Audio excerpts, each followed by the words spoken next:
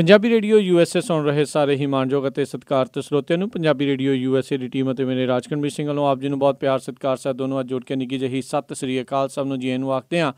ਸੋ ਤੇ ਪ੍ਰੋਗਰਾਮ ਖਬਰ ਤੇ ਨਜ਼ਰ ਦੇ ਵਿੱਚ ਆਪ ਸਭ ਦਾ ਨਿੱਘਾ ਸਵਾਗਤ ਕਰਦੇ ਹਾਂ। ਪ੍ਰੋਗਰਾਮ ਲੈ ਕੇ ਹਾਜ਼ਰ ਹੋ ਚੁੱਕੇ ਹਾਂ ਖਬਰ ਤੇ ਨਜ਼ਰ, ਜਿਸ ਦੇ ਵਿੱਚ ਆਪਾਂ ਪੰਜਾਬ ਭਾਰਤ ਦੀਆਂ ਕੁਛ ਅਹਿਮ ਖਬਰਾਂ ਉਸ ਦੇ ਉੱਤੇ ਨਜ਼ਰ ਜਿਹੜੀ ਹੈ ਉਹ ਆਪਾਂ ਬਣਾਵਾਂਗੇ। ਅਤੇ ਮੇਰੇ ਨਾਲ ਇਸ ਟਾਈਮ ਜੁੜ ਚੁੱਕੇ ਨੇ ਪ੍ਰੋਗਰਾਮ ਦੇ ਵਿੱਚ ਮਿੰਟੂ ਗੁਰੂਸਰੀਆ ਜੀ ਮਲੋਟ ਸਟੂਡੀਓਜ਼ ਤੋਂ। ਮਿੰਟੂ ਜੀ ਨਿੱਘੀ ਜੀ ਆਇਆਂ ਨੂੰ ਪਿਆਰ ਭਰੀ ਸਤਿ ਸ੍ਰੀ ਅਕਾਲ ਜੀ।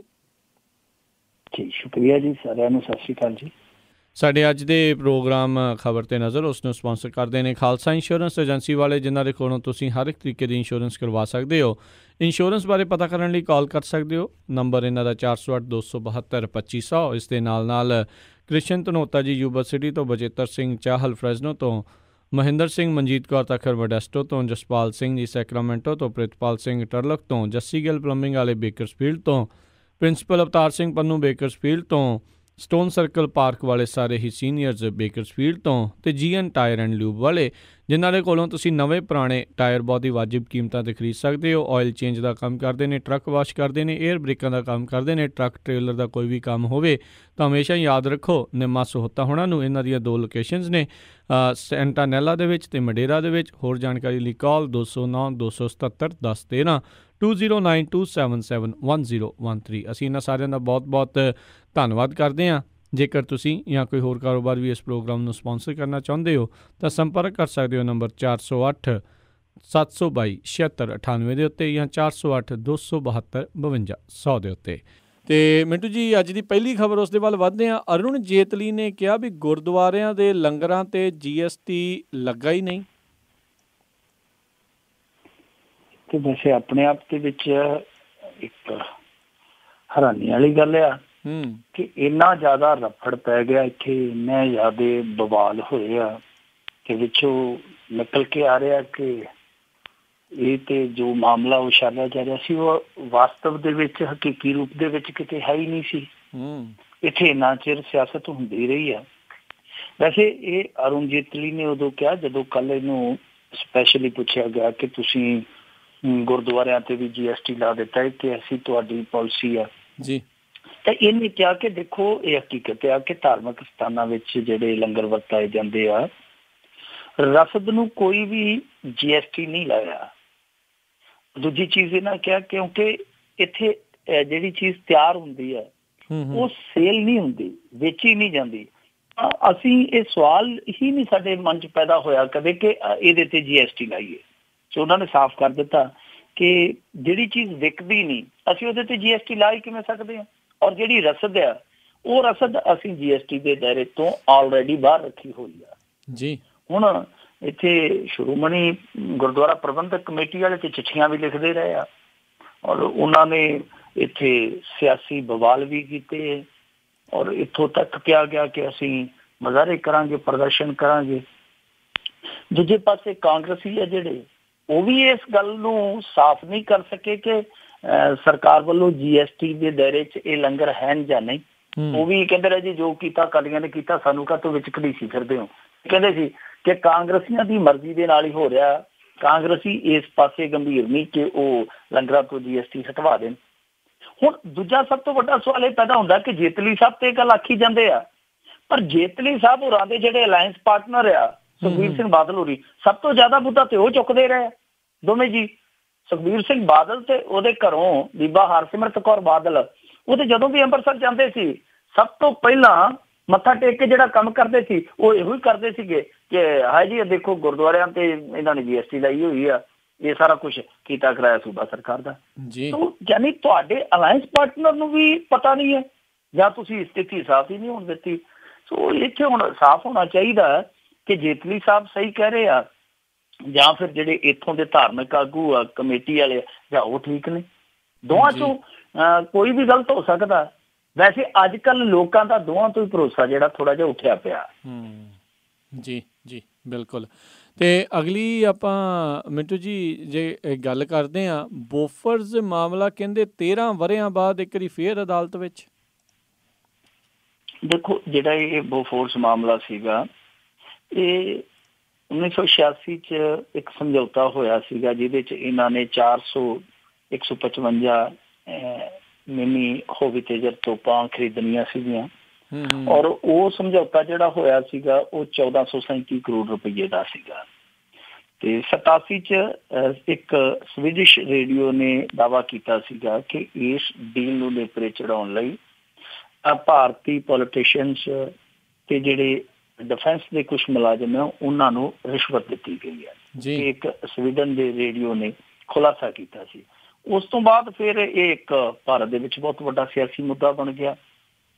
ਤੇ 99 ਦੀਆਂ ਜਿਹੜੀਆਂ ਚੋਣਾਂ ਹੋਈਆਂ ਉਸ ਤੋਂ ਬਾਅਦ ਰਾਜੀਵ ਗਾਂਧੀ ਜਿਹਦੇ ਚ ਬੁਰੀ ਤਰ੍ਹਾਂ ਹਾਰ ਗਿਆ ਸੀਗਾ, ਇਹੀ ਲੋਕ ਕਹਿੰਦੇ ਆ ਕਿ ਬੇੜਾ ਕਰਕੇ ਇਹਨਾਂ ਤੋਪਾਂ ਨੇ ਕਰ ਦਿੱਤਾ ਸੀਗਾ। ਹਾਲਾਂਕਿ ਬਾਅਦ ਦੇ ਵਿੱਚ ਇਹ ਤੋਪਾਂ ਕੰਮ ਵੀ ਬੜਾ ਆਈਆਂ। ਜਦੋਂ ਕਾਰਗਿਲ ਦੇ ਵਿੱਚ ਇੱਕ ਮੋਰਚਾ ਲੱਗਾ ਇਹਨਾਂ ਦਾ ਤਾਂ ਉਸ ਸਮੇਂ ਉਸ ਮੋਰਚੇ ਤੇ ਫਤਹ ਹਾਸਲ ਕਰਨ ਦੇ ਵਿੱਚ ਇਹਨਾਂ ਤੋਪਾਂ ਨੇ ਬਹੁਤ ਵੱਡੀ ਭੂਮਿਕਾ ਅਦਾ ਕੀਤੀ ਸੀਗੀ। ਪਰ ਬਾਵਜੂਦ ਇਸ ਦੇ ਇਹ ਸਿਆਸੀ ਮੁੱਦਾ ਹਾਲੇ ਤੱਕ ਵੀ ਜਿਹੜਾ ਉਹ ਮਰਿਆ ਨਹੀਂ, ਜਿੰਦੇ ਦਾ ਜਿੰਦਾ ਹੀ ਆ। ਹਾਲਾਂਕਿ ਇਹਦੇ ਚ ਇੱਕ ਫੈਸਲਾ ਆ ਗਿਆ ਸੀ 31 ਮਈ 2005 ਨੂੰ ਦਿੱਲੀ ਹਾਈ ਕੋਰਟ ਨੇ, ਉਸ ਵੇਲੇ ਦੇ ਜਿਹੜੇ ਜਸਟਿਸ ਸੀਗੇ RS ਸੋਢੀ, ਉਹਨਾਂ ਦੀ ਅਗਵਾਈ ਹੇਠ ਹਾਈ ਕੋਰਟ ਨੇ ਇੱਕ ਫੈਸਲਾ ਸੁਣਾਇਆ ਸੀ ਜਿਹਦੇ ਚ ਉਦਯੋਗਪਤੀ ਹਿੰਦੋਜ਼ਾ ਬ੍ਰਦਰ ਸੀਗੇ ਜਿਹੜੇ, ਉਹ ਇਹਨਾਂ ਨੂੰ ਬਰੀ ਕਰ ਦਿੱਤਾ ਗਿਆ ਸੀ ਤੇ ਉਸ ਤੋਂ 1 ਸਾਲ ਪਹਿਲਾਂ ਰਾਜੀਵ ਗਾਂਧੀ ਨੂੰ ਦੋਸ਼ ਮੁਕਤ ਕਰਾਰ ਦਿੱਤਾ ਗਿਆ ਸੀਗਾ ਸੀ ਕੋਰਟ ਵੱਲੋਂ।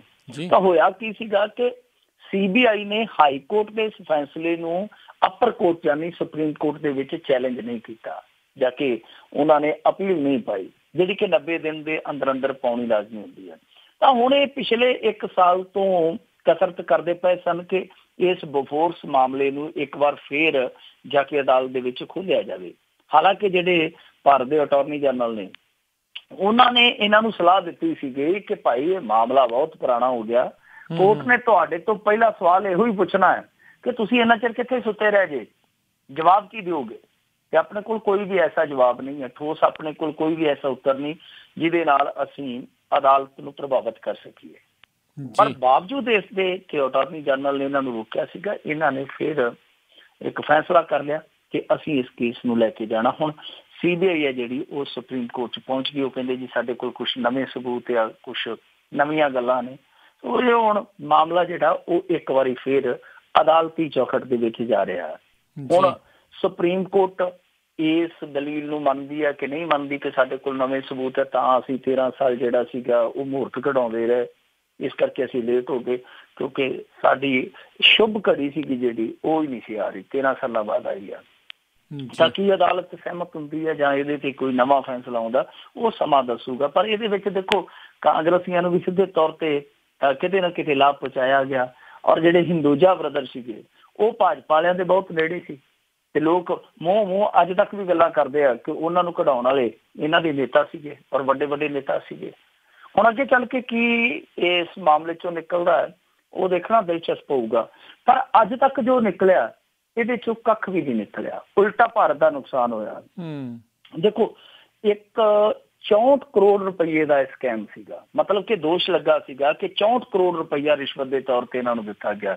ਔਰ ਤੁਸੀਂ ਹੈਰਾਨ ਹੋ ਜਾਓਗੇ ਇਹਦੀ ਇਨਵੈਸਟੀਗੇਸ਼ਨ ਤੇ ਹੋਰ ਖਰਚਿਆਂ ਤੇ ਹੁਣ ਤੱਕ 260 ਕਰੋੜ ਰੁਪਈਆ ਜਿਹੜਾ ਉਹ ਖਰਚਿਆ ਜਾ ਚੁੱਕਾ ਹੈ। ਜੀ ਜੀ ਜੀ ਅਗਲੀ ਆਪਾਂ ਮਿੰਟੂ ਗੁਰਸਰੀਆ ਜੀ ਗੱਲ ਕਰਦੇ ਹਾਂ। ਦਿੱਲੀ ਦੇ ਵਿੱਚ ਆਨੰਦ ਮੈਰਿਜ ਐਕਟ ਲਾਗੂ ਹੋਇਆ। ਦਿੱਲੀ ਸਰਕਾਰ ਨੇ ਆਨੰਦ ਮੈਰਿਜ ਐਕਟ ਲਾਗੂ ਕਰ ਦਿੱਤਾ ਹੈ। ਹੁਣ ਇਸ ਐਕਟ ਦੇ ਤਹਿਤ ਜਿਹੜੇ ਸਿੱਖ ਆ ਉਹ ਆਪਣੇ ਐਕਟ ਦੇ ਵਿੱਚ ਵਿਆਹ ਰਜਿਸਟਰਡ ਕਰਵਾ ਸਕਣਗੇ। ਇੱਕ ਚੰਗੀ ਗੱਲ ਆ। ਔਰ ਇਹਦੇ ਵਿੱਚ ਦੇਖੋ ਜਿਹੜੇ ਗੁਰਦੁਆਰਾ ਪ੍ਰਬੰਧਕ ਕਮੇਟੀ ਦੇ ਜਨਰਲ ਸਕੱਤਰ ਤੇ ਵਿਧਾਇਕ ਹੈ ਮਨਜਿੰਦਰ ਸਿੰਘ ਸਿਰਸਾ, ਉਹਨੇ ਕਾਫੀ ਵਧੀਆ ਭੂਮਿਕਾ ਅਦਾ ਕੀਤੀ। ਦਿੱਲੀ ਵਿਧਾਨ ਸਭਾ ਦੇ ਵਿੱਚ ਵੀ ਇਹ ਮੁੱਦਾ ਚੁੱਕਿਆ, ਇੱਥੋਂ ਤੱਕ ਕਿ ਕੇਂਦਰ ਸਰਕਾਰ ਕੋਲ ਵੀ ਉਹਨੇ ਪਹੁੰਚ ਕੀਤੀ ਹੋਈ ਹੈ। ਸੋ ਲਗਾਤਾਰ ਕੋਸ਼ਿਸ਼ਾਂ ਕੀਤੀਆਂ ਇਹਨਾਂ ਨੇ ਤੇ ਇਹਦੇ ਕਰਕੇ ਚਲੋ ਦਿੱਲੀ ਸਰਕਾਰ ਨੇ ਮੰਨਿਆ। ਉਹਦੇ 'ਚ ਦਿੱਲੀ ਸਰਕਾਰ ਨੂੰ ਵੀ ਸ਼ੋਭਾ ਜਾਂਦੀ ਹੈ ਤੇ ਉਹਨਾਂ ਨੇ ਘੱਟੋ ਘੱਟ ਇਸ ਮੰਗ ਨੂੰ ਪ੍ਰਵਾਨ ਕੀਤਾ ਸਿੱਖਾਂ ਦੀ ਨੂੰ, ਉਹਨਾਂ ਨੇ ਲਾਗੂ ਕਰ ਦਿੱਤਾ। ਦੇਖੋ ਇੱਥੇ ਪੰਜਾਬ ਦੇ ਵਿੱਚ ਹਾਲੇ ਵੀ ਭੰਬਲ ਭੂਸਾ, ਜੇ ਦਿੱਲੀ 'ਚ ਲਾਗੂ ਹੋ ਗਿਆ ਪੰਜਾਬ 'ਚ ਕਿਉਂ ਨਹੀਂ? ਔਰ ਕਮਾਲ ਦੀ ਗੱਲ ਹੈ ਕਿ ਚੰਡੀਗੜ੍ਹ 'ਚ ਵੀ ਭੰਬਲ ਭੂਸਾ। ਤੁਹਾਨੂੰ ਯਾਦ ਹੋਣਾ ਹੈ ਪਿਛਲੇ ਦਿਨੀ ਚੰਡੀਗੜ੍ਹ ਦਾ ਮਾਮਲਾ ਅਦਾਲਤ 'ਚ ਚਲੇ ਗਿਆ। ਉਹ ਕਹਿੰਦੇ ਕਿ ਉੱਥੇ ਲਾਗੂ ਆ ਪਰ ਰਜਿਸਟ੍ਰੇਸ਼ਨ ਨਹੀਂ ਹੁੰਦੀ। ਤੇ ਲਾਗੂ ਨੂੰ ਕੀ ਸਿਰ 'ਚ ਮਾਰਨਾ ਜਦੋਂ ਰਜਿਸਟ੍ਰੇਸ਼ਨ ਨਹੀਂ ਹੁੰਦੀ? ਹੁਣ ਚੰਡੀਗੜ੍ਹ ਵਾਲਾ ਹਾਲ ਦਿੱਲੀ 'ਚ ਹੋਏਗਾ ਕਿ ਨਹੀਂ ਹੋਏਗਾ, ਉੱਥੇ ਸਮਾਂ ਦੱਸੂ, ਕਿਉਂਕਿ ਉੱਥੇ ਥੋੜ੍ਹਾ ਜਿਹਾ ਸਰਕਾਰ ਦਾ ਫਰਕ ਆ, ਕਿਉਂਕਿ ਯੂਟੀ ਹੈ ਜਿਹੜਾ ਉਹ ਸਿੱਧਾ ਕੇਂਦਰ ਦੇ ਮਤਹਿਤ ਆ। ਤੇ ਯੂਟੀ ਦੇ ਵਿੱਚੋਂ ਇਹ ਗੱਲ ਸਾਹਮਣੇ ਆਈ ਸੀਗੀ ਕਿ ਬੇਸ਼ੱਕ ਆਨੰਦ ਮੈਰਿਜ ਐਕਟ ਲਾਗੂ ਆ, ਪਰ ਹੇਠਲੇ ਪੱਧਰ ਤੇ ਅਧਿਕਾਰੀ ਆ ਜਿਹੜੇ ਉਹ ਰਜਿਸਟ੍ਰੇਸ਼ਨ ਕਰਦੇ ਹੀ ਨਹੀਂ ਗੇ। ਉਹ ਕਹਿੰਦੇ ਕਿ ਸਾਡੇ ਕੋਲ ਕੋਈ ਇਸ ਤਰ੍ਹਾਂ ਦਾ ਹੁਕਮ ਹੀ ਹੈ ਨਹੀਂ ਗਾ, ਲਿਆਓ ਤੁਸੀਂ ਨੋਟੀਫਿਕੇਸ਼ਨ ਦੀ ਕਾਪੀ ਲਿਆ ਦਿਓ ਸਾਨੂੰ, ਅਸੀਂ ਕਰ ਲੈਂਦੇ ਹਾਂ। ਸੋ ਇਹੀ ਹਾਲ ਪੰਜਾਬ ਦੇ ਵਿੱਚ ਹੈ। ਪੰਜਾਬ ਦੇ ਵਿੱਚ ਵੀ ਬਹੁਤ ਵੱਡਾ ਭੰਬਲ ਭੂਸਾ।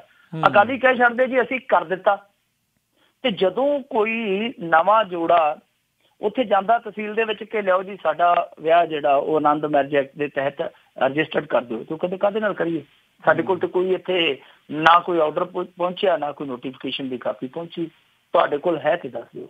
ਸੋ ਲਾਗੂ ਕਰ ਦੇਣਾ, ਇਹ ਕਹਿ ਦੇਣਾ ਜੀ ਅਸੀਂ ਲਾਗੂ ਕਰ ਦਿੱਤਾ, ਪਰ ਉਹਨੂੰ ਸਹੀ ਅਰਥਾਂ 'ਚ ਇੰਪਲੀਮੈਂਟ ਨਾ ਕਰਨਾ, ਇਹ ਦੋ ਚੀਜ਼ਾਂ ਬੜਾ ਵੱਡਾ ਫਰਕ ਰੱਖਦੀਆਂ ਜੀ।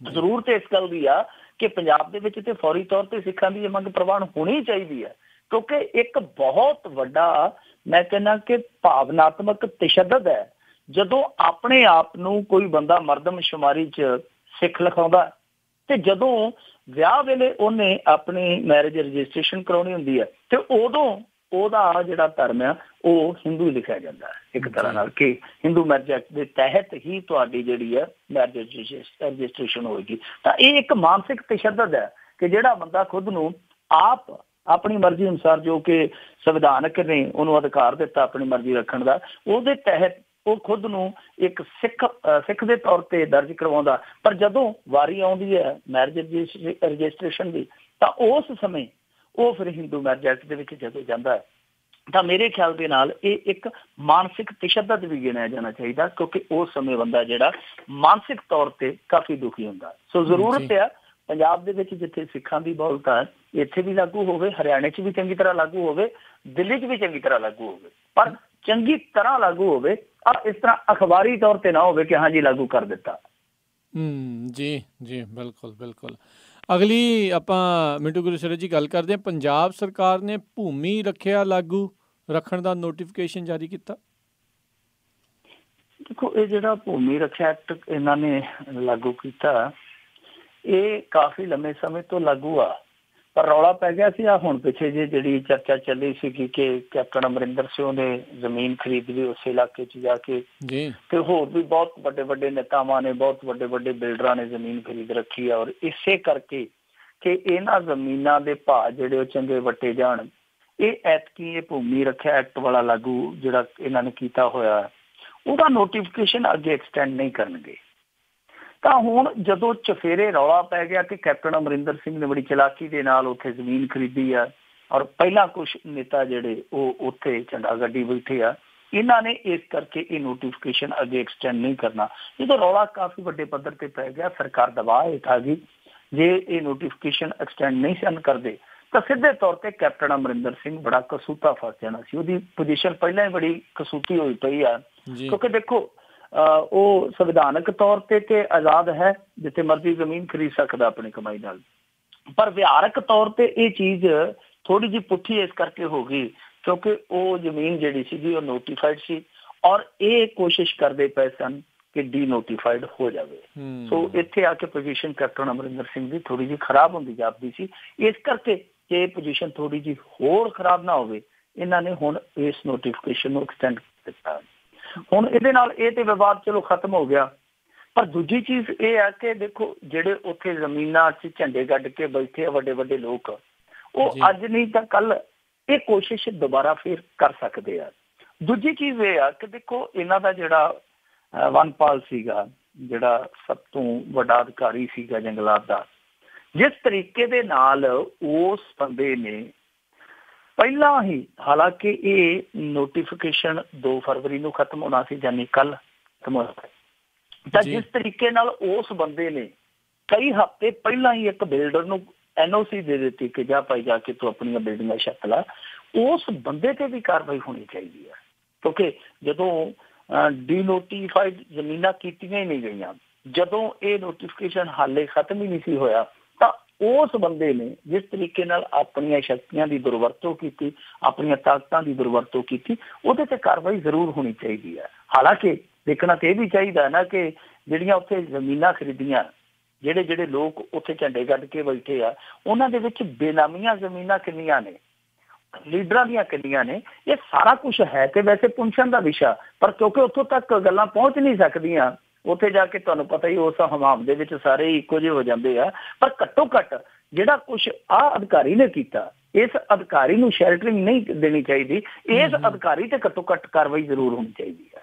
ਜੀ ਜੀ ਜੀ। ਅਗਲੀ ਜਿਹੜੀ ਆਪਾਂ ਮਿੱਟੂ ਜੀ ਗੱਲ ਕਰਦੇ ਹਾਂ, ਮੋਦੀ ਸਰਕਾਰ ਹੱਥੋਂ ਨਿਰਾਸ਼ਾ ਮਿਲਣ ਤੇ ਪੰਜਾਬੀਆਂ ਦੀ ਨਿਗਾਹ ਕੈਪਟਨ ਦੇ ਬਜਟ ਤੇ।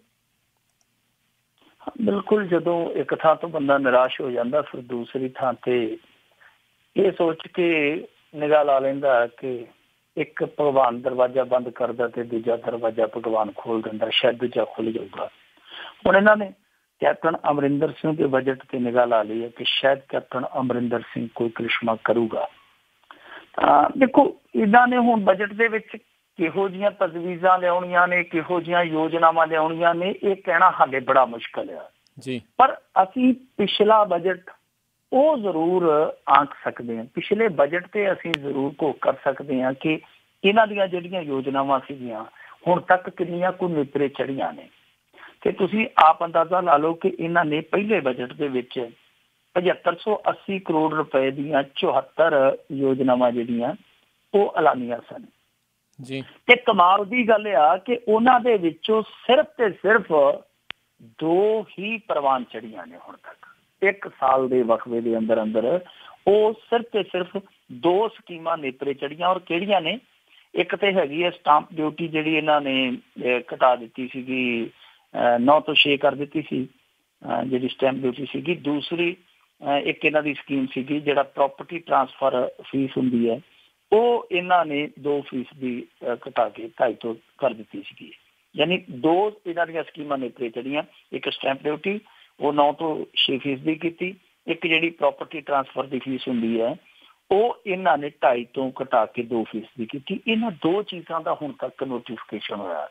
ਬਾਕੀ 72 ਦੀਆਂ 72 ਜਿਹੜੀਆਂ ਸਕੀਮਾਂ ਜਾਂ ਤੇ ਉਹ ਬਹੁਤੀਆਂ ਸ਼ੁਰੂ ਹੀ ਨਹੀਂ ਹੋਈਆਂ, ਜੇ ਸ਼ੁਰੂ ਹੋਈਆਂ ਤੇ ਮੁੜ ਕੇ ਉਹ ਬਸ ਸ਼ੁਰੂ ਹੀ ਹੋਈਆਂ, ਮੁਕੰਮਲ ਨਹੀਂ ਹੋਈਆਂ ਜੀ। ਔਰ ਇਹਨਾਂ ਦੇ ਵਿੱਚੋਂ ਜੇ ਤੁਸੀਂ ਦੇਖੋਗੇ 7580 ਕਰੋੜ ਰੁਪਏ ਦੀਆਂ ਸਕੀਮਾਂ ਚੋਂ ਤਾਂ ਇਹ 3226 ਕਰੋੜ ਦੀਆਂ ਹੀ ਜਿਹੜੀਆਂ 5 ਸਕੀਮਾਂ ਨੇ ਉਹ ਸਿਰਫ ਅੱਗੇ ਰਿੜ ਸਿੱਖੀਆਂ।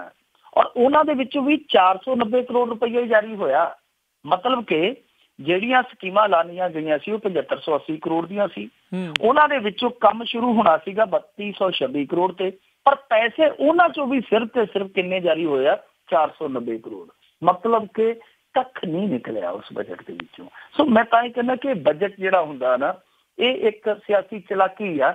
ਬਸ ਅੰਕੜਿਆਂ ਦੇ ਵਿੱਚ ਉਲਝਾ ਲਿਆ ਜਾਂਦਾ ਜੀ, ਆਹ ਐਲਾਨ ਕਰ ਦਿੱਤਾ, ਆਹ ਐਲਾਨ ਕਰ ਦਿੱਤਾ। ਤਾਂ ਹੋਣਾ ਕੀ ਚਾਹੀਦਾ ਕਿ ਪਿਛਲੇ ਬਜਟ ਦਾ ਵੀ ਰਿਪੋਰਟ ਕਾਰਡ ਲੈ ਕੇ ਆਉਣ। ਜਦੋਂ ਆਹ ਬਜਟ ਪੇਸ਼ ਕਰਨਗੇ ਕੈਪਟਨ ਸਾਹਿਬ, ਤੇ ਆਹ ਜਿਹੜਾ ਰਿਪੋਰਟ ਕਾਰਡ ਆ ਜਿਹੜਾ ਸਾਡੇ ਸਾਹਮਣੇ ਆਉਂਦਾ ਪਿਆ ਛੱਡ ਕੇ, ਇਹ ਵੀ ਲੋਕਾਂ ਦੇ ਵਿੱਚ ਰੱਖਣਾ ਚਾਹੀਦਾ ਕਿ ਪਿਛਲੇ ਬਜਟ 'ਚ ਅਸੀਂ ਕੀ ਕਹਿ ਕੇ ਗਏ ਸਾਂ ਤੇ ਕੀ ਚੰਨ ਚਾੜ ਕੇ ਆਏ ਹਾਂ। ਹੁਣ ਇਸ ਬਜਟ ਦੇ ਵਿੱਚ ਵੀ ਇਹਨਾਂ ਨੇ ਇਹੋ ਹੀ ਕੁਛ ਕਰਨਾ। ਆਹ ਯੋਜਨਾ ਜੀ, ਆਹ ਯੋਜਨਾ ਤਜਵੀਜ਼ ਹੈ ਜੀ। ਬਾਅਦ ਦੇ ਵਿੱਚ ਜਦੋਂ ਅਸੀਂ ਇਹਨਾਂ ਦਿਨਾਂ 'ਚ ਫਿਰ 1 ਸਾਲ ਬਾਅਦ ਚਰਚਾ ਕਰ ਰਹੇ ਹੋਵਾਂਗੇ, ਉਦੋਂ ਵੀ ਹਾਲ ਇਹੋ ਹੀ ਰਹਿਣਾ। ਕਿਉਂਕਿ ਇਹ ਬਜਟ ਜਿਹੜੇ ਆ ਇਹ ਵੀ ਜਿਵੇਂ ਉਹ ਨੋਟੀਫਿਕੇਸ਼ਨ ਹੁੰਦੇ ਆ ਜਿਹੜੇ ਇਹਨਾਂ ਦੇ ਜਾਰੀ ਹੁੰਦੇ ਆ, ਚੋਣ ਮਨੋਰਥ ਪੱਤਰ ਜਾਂ ਜਿਹੜੇ ਇਹਨਾਂ ਦੇ ਸੰਕਲਪ ਪੱਤਰ ਆਉਂਦੇ ਅੱਜ ਕੱਲ੍ਹ, ਮੈਂ ਮਾਫ ਕਰਨਾ ਨੋਟੀਫਿਕੇਸ਼ਨ ਕਹਿ ਦਿੱਤਾ, ਉਹਨਾਂ ਦੇ ਵਾਂਗੂ ਇਹ ਜਿਹੜੇ ਬਜਟ ਆ ਉਹ ਵੀ ਇੱਕ ਸਿਆਸੀ ਛਲਾਵੇ ਬਣ ਕੇ ਰਹਿ ਗਏ, ਸਿਆਸੀ ਠੱਗੀ ਬਣ ਕੇ ਰਹਿ ਗਏ। ਹੋਰ ਇਹਨਾਂ ਦੇ ਵਿੱਚ ਕੱਖ ਨਹੀਂ ਕੱਢਣ ਪਾਉਣ ਨੂੰ। ਜੀ ਜੀ ਬਿਲਕੁਲ ਜੀ, ਜੁਮਲੇ ਤੋਂ ਜੁਮਲੇ ਤੁਰੇ ਰਹਿੰਦੇ ਆ। ਅਗਲੀ ਗੱਲ ਕਰੀਏ ਜੰਗਲ ਪੱਖੋਂ ਪਹਿਲਾਂ ਹੀ ਰੋਡੇ ਹੋਏ ਪੰਜਾਬ ਦੇ ਵਿੱਚ ਕਹਿੰਦੇ 42,000 ਰੁੱਖਾਂ ਦੀ ਬਲੀ ਲਈ, ਪਰ ਸੜਕ ਫੇਰ ਵੀ ਨਾ ਚੱਲੀ। ਵੈਸੇ ਨਾ ਸਾਡਾ ਸਭ ਤੋਂ ਵੱਡਾ ਦੁਖਾਂਤ ਆ ਕਿ ਇੱਥੇ ਜਿੰਨੇ ਦਰਖਤ ਵੱਢੇ ਜਾਂਦੇ ਆ ਵਿਕਾਸ ਦੇ ਨਾਂ ਤੇ ਜੀ, ਬਾਅਦ ਦੇ ਵਿੱਚ ਉਹਨਾਂ ਦਰਖਤਾਂ ਦੇ ਲਾਉਣ ਦੀ ਜ਼ਿੰਮੇਵਾਰੀ ਜਿਨ੍ਹਾਂ ਦੇ ਸਿਰ ਤੇ ਪਈ ਹੁੰਦੀ ਉਹ ਪੂਰੀ ਕਰਦੇ ਆ ਕਿ ਨਹੀਂ ਕਰਦੇ, ਕਦੇ ਕਿਸੇ ਨੇ ਪੁੱਛਿਆ ਹੀ ਨਹੀਂ। ਆ ਮੋਗੇ ਤੋਂ ਤਲਵੰਡੀ ਭਾਈ ਦੀ ਸੜਕ ਬਣਦੀ ਪਈ ਆ ਔਰ ਇਹਦੀ ਜਿਹੜੀ ਲੰਬਾਈ ਹੈਗੀ ਆ ਉਹ 92 ਕਿਲੋਮੀਟਰ ਬਣਦੀ, 90-92 ਕਿਲੋਮੀਟਰ। ਸੋ ਇਸ ਸੜਕ ਦਾ ਜਿਹੜੀ ਇਹ 4 ਮਾਰਗੀ ਸੜਕ ਬਣਨੀ ਸੀ, ਠੇਕਾ ਹੋਇਆ ਸੀ ਦਾ 6 ਦਸੰਬਰ 2010 ਨੂੰ। ਫਿਰ ਇਹਦਾ ਐਗਰੀਮੈਂਟ ਜਿਹੜਾ ਉਹ 20 ਜਨਵਰੀ 2011 ਨੂੰ ਹੋ ਗਿਆ, ਜਿਹੜੀ ਕੰਪਨੀ ਨੂੰ ਠੇਕਾ ਮਿਲਿਆ। 2012 ਦੇ ਵਿੱਚ ਇਸ ਸੜਕੀ ਮਾਰਗ ਦਾ ਕੰਮ ਸ਼ੁਰੂ ਹੋ ਗਿਆ। ਹੁਣ ਕਮਾਲ ਦੀ ਗੱਲ ਤੇ ਇਹ ਆ ਕਿ ਇਸ ਪ੍ਰੋਜੈਕਟ ਨੇ 2014 ਚ ਪੂਰਾ ਹੋਣਾ ਸੀਗਾ ਐਗਰੀਮੈਂਟ ਦੇ ਮੁਤਾਬਕ। 2014 ਤੋਂ ਚੱਲਦਾ ਚੱਲਦਾ ਇਹ ਪ੍ਰੋਜੈਕਟ ਹੁਣ ਤੱਕ ਇੱਥੇ ਪਹੁੰਚ ਗਿਆ 2018 ਚ, ਪਰ ਮੁਕੰਮਲ ਨਹੀਂ ਹੋਇਆ। ਹਾਲੇ ਵੀ ਅੱਧਾ ਅਧੂਰਾ ਹੈ। 16 ਥਾਵਾਂ ਤੇ ਇਹਨਾਂ ਦੇ ਅੰਡਰਪਾਸ ਜਿਹੜੇ ਆ ਬੰਨੇ ਆ, ਕਈ ਥਾਵਾਂ ਤੇ ਜਿੱਦਾਂ ਲਗਭਗ 56 ਬੱਸ ਸਟਾਪ ਆ ਜਿਹੜੇ ਉਹ ਬੰਨੇ ਆ, ਉਹ ਵੀ ਅੱਧੇ ਅਧੂਰੇ ਆ। ਯਾਨੀ ਸੜਕ ਦਾ ਕੰਮ ਹਾਲੇ ਵੀ ਮੁਕੰਮਲ ਨਹੀਂ ਹੋਇਆ। ਤੇ ਤੁਸੀਂ ਹੈਰਾਨ ਹੋਵੋਗੇ ਕਿ ਇਸ ਸੜਕ ਨੂੰ ਬਣਾਉਣ ਲਈ 42,000 ਰੁੱਖਾਂ ਦੀ ਬਲੀ ਲਈ ਗਈ ਹੈ। ਔਰ 42,000 ਇਕੱਲੇ ਰੁੱਖਾਂ ਦੀ ਨਹੀਂ, ਇੱਥੇ ਧੀਆਂ ਪੁੱਤਾਂ ਦੀ ਵੀ ਬਲੀ ਚੜੀ ਆ। ਤੇ ਹੁਣ ਤੱਕ ਦੱਸਦੇ ਆ ਕਿ 2015 ਤੋਂ 17 ਤੱਕ 594 ਜਾਨਾਂ ਜਿਹੜੀਆਂ ਉਹ ਇਸ ਸੜਕੀ ਮਾਰਗ ਤੇ ਗਈਆਂ ਨੇ ਸੜਕ ਹਾਦਸਿਆਂ ਦੇ ਵਿੱਚ। 594, ਯਾਨੀ ਜੇ ਲਾ ਕੇ ਚੱਲੀਏ ਤੇ 2 ਸਾਲਾਂ ਦੇ ਵਿੱਚ ਇਹ ਲਗਭਗ 600 ਬਣਦੀਆਂ, ਯਾਨੀ 1 ਸਾਲ ਦੀਆਂ 300 ਜਾਨਾਂ। ਕਾਹਦੇ ਕਰਕੇ? ਕਿਉਂਕਿ ਇਹ ਪ੍ਰੋਜੈਕਟ ਅੱਧਾ ਅਧੂਰਾ ਹੀ ਚੱਲਦਾ ਪਿਆ, ਪੂਰਾ ਨਹੀਂ ਹੋ ਰਿਹਾ। ਸੋ ਹੁਣ ਉੱਥੋਂ ਦੇ ਲੋਕ ਹੈ ਜਿਹੜੇ ਉਹ ਕਰਲਾਉਂਦੇ ਪਏ ਆ ਕਿ ਇੰਨੇ ਬੰਦੇ ਮਰ ਗਏ, ਇੰਨੇ ਰੁੱਖਾਂ ਦੀ ਤੁਸੀਂ ਬਲੀ ਲੈ ਲਈ, ਘੱਟੋ ਘੱਟ ਨੂੰ ਮੁਕੰਮਲ ਤੇ ਕਰੋ ਜੀ। ਪਰ ਹਾਲੇ ਵੀ ਦੱਸਦੇ ਆ ਕਿ ਉਹ ਕੰਪਨੀ ਹੈ ਜਿਹੜੀ ਉਹ ਕੰਮ ਉੱਥੇ ਸ਼ੁਰੂ ਨਹੀਂ ਕਰਦੀ ਪਈ, ਜਿਹੜਾ ਕੰਮ ਅਟਕਿਆ ਪਿਆ। ਹੁਣ ਦੂਜੀ ਚੀਜ਼ ਤੇ ਰੁੱਖਾਂ ਦੀ ਗੱਲ ਕਰੀਏ, ਜਿਵੇਂ ਤੁਸੀਂ ਸ਼ਬਦ ਵਰਤਿਆ ਕਿ ਰੋਡਾ ਪੋਡਾ ਹੋਇਆ ਪਿਆ ਪਹਿਲਾਂ ਹੀ ਪੰਜਾਬ ਤੇ ਬਿਲਕੁਲ ਇਹ ਗੱਲ ਸਹੀ ਆ ਕਿ ਇੱਥੇ ਇੱਕ ਵਾਰੀ ਜਗ ਬਾਣੀ ਨੇ ਪਿਛਲਾ ਸਾਲ ਨਹੀਂ ਆਪਾਂ ਹੁਣ ਕਹਿ ਸਕਦੇ, ਪਿਛਲੀ ਸਰਕਾਰ ਦਾ ਆਖਰੀ ਸਾਲ ਕਹਿ ਸਕਦੇ, ਉਦੋਂ ਇੱਕ ਰਿਪੋਰਟ ਛਾਪੀ ਸੀ ਉਹਨਾਂ ਨੇ ਕਿ ਆ ਜਿਹੜੇ 5-7 ਸਾਲ ਲੰਘੇ ਆ, ਇਹਨਾਂ 5-7 ਸਾਲਾਂ ਦੇ ਦੌਰਾਨ 8-9 ਲੱਖ ਰੁੱਖਾਂ ਦੀ ਬਲੀ ਲਈ ਗਈ ਹੈ ਵਿਕਾਸ ਦੇ ਨਾਂ ਤੇ, ਪਰ ਉਹਨਾਂ ਦੇ ਬਦਲੇ ਰੁੱਖ ਤਿਆਰ ਨਹੀਂ ਹੋਏ। ਹੁਣ 42,000 ਇਕੱਲਾ ਇਹ 92 ਕਿਲੋਮੀਟਰ ਦਾ ਜਿਹੜਾ ਏਰੀਆ ਉਹੀ ਰੁੱਖਾਂ ਦੀ ਬਲੀ ਲੈ ਗਿਆ। ਇਹ ਕਦੋਂ ਤਿਆਰ ਹੋਣਗੇ? ਸੋ ਸਾਡਾ ਪੰਜਾਬ ਤੇ ਵਾਕਈ ਪਹਿਲਾਂ ਰੋਡਾ ਪੋਡਾ ਹੋ ਚੁੱਕਾ, ਜਿੱਥੇ ਕਦੇ 20% ਜੰਗਲ ਹੁੰਦਾ ਸੀ ਉਹ ਘੱਟ ਕੇ 5-6% ਰਹਿ ਗਿਆ। ਔਰ ਜਿਹੜਾ 5-6% ਆ ਉਸ ਅੰਕੜੇ 'ਚ ਵੀ ਇਹ ਬੜੀ ਹੇਰਾਫੇਰੀ ਕਰਦੇ ਆ, ਬੜੀ ਤਿਕੜਮਬਾਜ਼ੀ ਕਰਦੇ ਆ। ਮੰਨ ਲਓ ਕਿਸੇ ਦੇ ਘਰੇ ਕਿੱਕਰ ਖੜੀ ਆ, ਡੇਕ ਖੜੀ ਆ, ਉਹਨੂੰ ਵੀ ਗਿਣ ਲੈਂਦੇ ਆ ਕਿ ਜੰਗਲ ਦਾ ਏਰੀਆ। ਸੋ ਇਸ ਤਰ੍ਹਾਂ ਦੀ ਹੇਰਾਫੇਰੀ ਕਰੀ ਜਾਂਦੇ ਆ। ਇੱਥੇ ਤੇ ਬਿਲਕੁਲ ਜਿਵੇਂ ਸ਼ਬਦ ਤੁਸੀਂ ਵਰਤਿਆ, ਬੜਾ ਖੂਬਸੂਰਤ ਸ਼ਬਦ ਵਰਤਿਆ ਕਿ ਜੰਗਲ ਪੱਖੋਂ ਇਹ ਪਹਿਲਾਂ ਹੀ ਪੰਜਾਬ ਰੋਡਾ ਪੋਡਾ ਹੈ। ਤਾਂ ਰੋਡਾ ਪੋਡਾ ਠੀਕ ਹੈ, ਜਿਹੜੇ ਪ੍ਰੋਜੈਕਟ ਜ਼ਰੂਰੀ ਆ ਉਹਨਾਂ ਤੋਂ ਕਟਾਈ ਕਰਨੀ ਲਾਜ਼ਮੀ ਹੈ, ਪਰ ਘੱਟੋ ਘੱਟ ਕੋਈ ਜ਼ਿੰਮੇਵਾਰੀ ਤੇ ਨਿਸ਼ਚਿਤ ਹੋਵੇ। ਜੇ ਆਹੀ ਹਾਲ ਰਿਹਾ ਜਾਂ ਜਿਵੇਂ ਸਾਡੇ ਇੱਥੇ ਹੁਣ ਦੇਖੋ ਪਹਿਲਾਂ ਦੇ ਹੁੰਦੇ ਸੀਗੇ ਕਿ ਆਇਆ ਬਸੰਤ ਤੇ ਪਾਲਾ ਉਡੰਤ, ਤੇ ਹੁਣ ਉਲਟਾ ਹੋਈ ਜਾਂਦਾ ਕੰਮ। ਲੋਕੀ ਕਹਿੰਦੇ ਆ ਆਇਆ ਬਸੰਤ ਤੇ ਪਾਲਾ ਬੇਅੰਤ, ਯਾਨੀ ਪਾਲਾ ਪੈਣ ਹੀ ਬਸੰਤ ਤੇ ਲੱਗਾ। ਦੂਜੇ ਪਾਸੇ ਕਈ ਵਾਰੀ ਗਰਮੀ ਦੇ ਵਿੱਚ ਠੰਡ ਹੋ ਜਾਂਦੀ ਹੈ, ਕਈ ਵਾਰ ਠੰਡ ਦੇ ਵਿੱਚ ਗਰਮੀ ਹੋ ਜਾਂਦੀ ਹੈ। ਇਹ ਸਾਰੀਆਂ ਚੀਜ਼ਾਂ ਇਹੋ ਜਿਹੀਆਂ ਕਿ ਕਈ ਵਾਰ ਸਾਉਣ ਸੁੱਕਾ ਲੰਘ ਜਾਂਦਾ ਤੇ ਕਈ ਵਾਰੀ ਜਿਹੜਾ ਪੋਹ ਬਾਗ ਹੈ ਉਹ ਝੜੀ ਦੇ ਸ਼ਿਕਾਰ ਹੋ ਜਾਂਦਾ। ਸੋ ਇਹ ਜ਼ਰੂਰਤ ਹੈ ਇਸ ਪਾਸੇ ਧਿਆਨ ਦੇਣ ਦੀ, ਪਰ ਅਫਸੋਸ ਦੀ ਗੱਲ ਹੈ ਕਿ ਜਿਨ੍ਹਾਂ ਨੇ ਧਿਆਨ ਦੇਣਾ ਉਹਨਾਂ ਦਾ ਧਿਆਨ ਇਸ ਪਾਸੇ ਆਉਂਦਾ ਹੀ ਨਹੀਂ। ਉਹਨਾਂ ਦਾ ਧਿਆਨ ਉਹ ਸ਼ਿਵਾਲਕ ਦੀਆਂ ਪਹਾੜੀਆਂ ਦੇ ਥੱਲੇ ਜੋ ਪਲਾਟ ਕੱਟੇ ਉਹਨਾਂ 'ਚ ਹੀ ਰਹਿੰਦਾ ਕਿ ਕਦੋਂ ਇਹਨਾਂ ਦੇ ਥਾਂ ਨੂੰ ਚੜ੍ਹਨਗੇ। ਬਿਲਕੁਲ ਜੀ। ਅਗਲੀ ਗੱਲ ਕਰੀਏ, ਯੂਟੀ ਵਿੱਚ ਸਿੰਜਾਈ ਵਿਭਾਗ ਦੇ ਕਨੈਕਸ਼ਨ ਕੱਟੇ। ਦੇਖੋ ਇਹ ਜਿਹੜਾ ਸਿੰਜਾਈ ਵਿਭਾਗ ਆ, ਇਹ ਸਿੰਜਾਈ ਵਿਭਾਗ ਤੇ ਵਿਚਾਰਾ ਖਾਈ ਵਿਭਾਗ ਬਣ ਕੇ ਰਹਿ ਗਿਆ ਸੀਗਾ। ਔਰ ਇਹਦੀ ਸ਼ਕਾਈ ਵਿਭਾਗ ਦੀ ਜਿਹੜੀ ਖਾਧੀ ਪੀਤੀ ਗਈ ਰਸਦ ਪਾਣੀ ਉਹ ਤੇ ਗੁਰਿੰਦਰ ਭਾਪਾ ਥਾਣੇਦਾਰ ਸੀ, ਬਹੁਤਾ ਵਲੇਟ ਕੇ ਲੈ ਗਿਆ। ਸਿੰਜਾਈ ਵਿਭਾਗ ਦੇ ਪੱਲੇ ਹੁਣ ਤੇ ਉਹ ਕੁਛ ਹੀ ਆ, ਕਦੇ ਪਾਵਰ ਕੰਮ ਵਾਲੇ ਕਲਾਸ ਲੈ ਕੇ ਆ ਕੇ ਕਿ ਆਓ ਭਾਈ ਤੁਹਾਡੀ ਤਾਰ ਕੱਟਣੀ ਹੈ, ਕਦੇ ਕੋਈ ਡਿਪਾਰਟਮੈਂਟ ਆ ਗਿਆ ਕਿ ਆਓ ਤੁਹਾਡੀ ਦੇਣਦਾਰੀ ਖੜੀ ਆ। ਬਹਰਹਾਲ ਇਹਨਾਂ ਨੇ 19 ਲੱਖ ਰੁਪਈਆ ਦੇਣਾ ਸੀਗਾ, ਜਿਹੜਾ ਇਹਨਾਂ ਦਾ ਯੂਟੀ ਦਾ ਦਫ਼ਤਰ ਹੈ ਉੱਥੇ 19 ਲੱਖ ਰੁਪਈਆ ਇਹਨਾਂ ਨੇ ਦੇਣਾ ਸੀਗਾ ਬਿਜਲੀ ਵਿਭਾਗ ਦਾ। ਇਹ ਬਿੱਲ ਨਹੀਂ ਭਰਿਆ ਗਿਆ, ਪੇ ਨਹੀਂ ਕੀਤਾ ਇਹਨਾਂ ਨੇ, ਤਾਂ ਹੁਣ ਦਾ ਸਿੱਟਾ ਇਹੋ ਨਿਕਲਿਆ ਕਿ ਉਹਨਾਂ ਨੇ ਆ ਕੇ ਇਹਨਾਂ ਦੇ 3 ਇਮਾਰਤਾਂ ਦੇ ਬਿਜਲੀ ਕਨੈਕਸ਼ਨ ਹੈ ਜਿਹੜੇ ਕੱਟ ਦਿੱਤੇ ਆ। ਸਾਰਾ ਇਹਨਾਂ ਦਾ ਕੰਪਿਊਟਰ ਸਿਸਟਮ ਹੈ ਜਿਹੜਾ ਫੇਲ ਹੋ ਗਿਆ, ਬੰਦ ਹੋ ਗਿਆ। ਮੁਲਾਜ਼ਮ ਜਿਹੜੇ ਉਹ ਦਫ਼ਤਰਾਂ 'ਚੋਂ ਬਾਹਰ ਆ ਕੇ ਵਿਚਾਰੇ ਖੋਖਾ ਖਾਖਿਆਂ ਤੇ ਜਾਂ ਚਾਹ ਦੀਆਂ ਦੁਕਾਨਾਂ ਤੇ ਆਪਣਾ ਟਾਈਮ ਪਾਸ ਕਰਦੇ ਰਹੇ।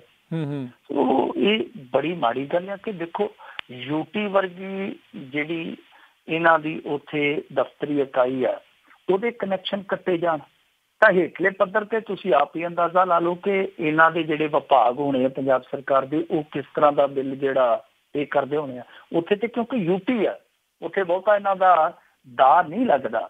ਤੇ ਜਿੱਥੇ ਇੱਥੇ ਪੰਜਾਬ ਦੀ ਸਰਕਾਰ ਚੱਲਦੀ ਹੈ ਉੱਥੇ ਡਿਪਾਰਟਮੈਂਟ ਕਿੰਨੇ ਕੁ ਬਿੱਲ ਪੇ ਕਰਦੇ ਹੋਣੇ ਆ ਜੀ।